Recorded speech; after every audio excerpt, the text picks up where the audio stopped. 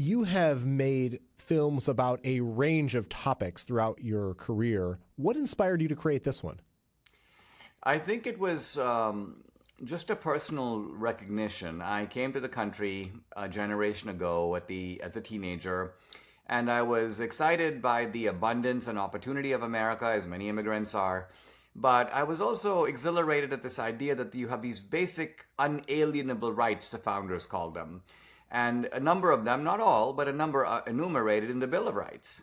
So, right to free speech, right to conscience or religious freedom, right to assemble, to petition the government for redress, equal rights and equal justice under the law. And so fast forward to now, and I looked around and I said, wait, not a single one of these rights is completely secure.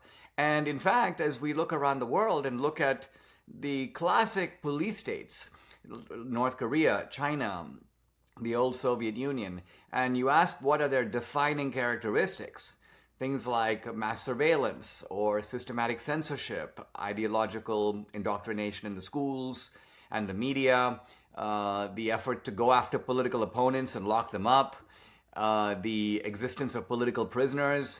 So you go down this checklist and you realize again that a number of these features, to one degree or another, are now present right here in America. It's a very dismaying and alarming idea and very powerful one for a film to explore. In your review of how this happened here in our country, is this something that you attribute primarily to the current regime that's in office, or was it a slow erosion of these rights that happened over a period of time?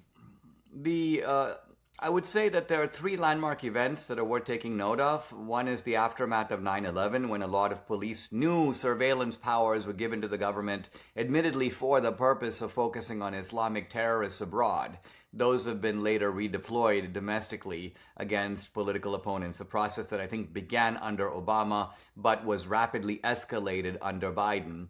The other two events worth noting are COVID and January 6th. So what these events have in common is that there's an exploitation of public fear and to undermine rights that would never otherwise be given up. So after COVID, suddenly it's like you can't freely assemble, you can't go to church.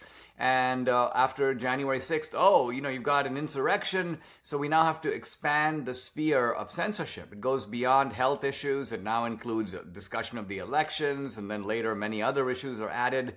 So the pretext may vary. The rationale is different, but the movement is all in the same direction. It's toward a tightening of social controls and a jeopardizing of one right after another to the point where really none of them is completely safe.